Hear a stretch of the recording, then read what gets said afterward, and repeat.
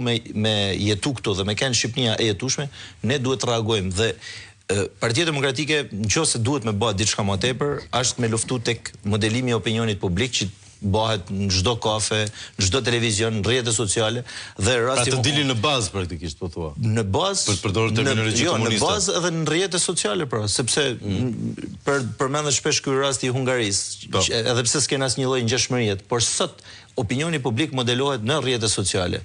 Në bazë janë ato dalë dhe realisht ka një mangësi e Partisë Demokratike të marrë parasysh vitet e gjata që kena pas konfliktet brendshme. Sot po prap ka tentativa nga faktorë të ndryshëm të Partisë Demokratike për me kriju edhe një herë një konflikt artificial. Dhe është domosdoshmëri me dalë në bazë për mi tregu njerëzve që ne jena këtu, ne jena gjallë, por duhet edhe në opinionin publik që modelohet në rrjetet sociale. Pra, eksponent Partisë Demokratike, deputet, kryetar partish degë, drejtues departamentesh, pra gjithë Partia Demokratike duhet të jetë gjallë në çdo nivel. Çdo formë komunikimi. Çdo formë komunikimit për me tregu, sepse njerëzit një problem kanë frikë, se thonë po dalim atje, po vjen nesër AKU-ja, vjen nesër tatimet, vjen nesër IMT-ja, IKMT-ja, çan të institucionet që janë si kërbaç kundër çdo lloj tentativet për me kërku liri. Siç ju tregova rastin e parë, ka qindra raste që ne i hasim çdo ditë në bazë. Pra njerëzit janë të friksuar. Dhe për me vrarë këtë frikë, ne duhet me tregu që jena gjallë. Protesta nuk është të thonë me pas diçka ndryshe për me bë lajm, duhet me tregu që ne e kena seriozisht. Ka qëndrueshmëri, nuk do të jetë protesta. Si tregohet që e keni seriozisht, ma thot Gjin Gjoni mbi të gjitha me një kontekst të vogël, zoti Gjoni.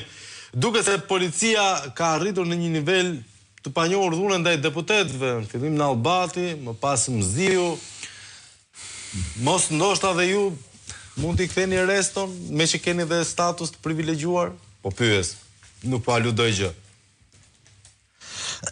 Edhe njerë, zoti Gjoni, se nuk e kam cilësinë e audios në standard, të japim pak hapësirë edhe miqve tanë të regjisë ta përmirësojnë këtë aspekt. Këtu të më regjë më thoi nëse e kam zotin Gjoni? Po, tani po zotin Gjoni, më thoni. Atëhere, juve, ashtu si që e theksuat edhe juve, policia e shtetit normalisht merr formën e pushtetit i cili sot drejton dhe e qeverisë e cila sot drejton, sepse ju e dini shumë mirë që policia nuk është depolitizuar dhe faktorët kriminal kanë depërtuar në çdo qelisë të policisë së shtetit. Por dhe mënyra se si reagon sot qeveria, mënyra se si i zgjidh problemet të parlament mazhoranca, është një përshfaqje edhe në jetën e përditshme të gjithë qytetarëve të cilët jetojnë në një dhunë dhe represion.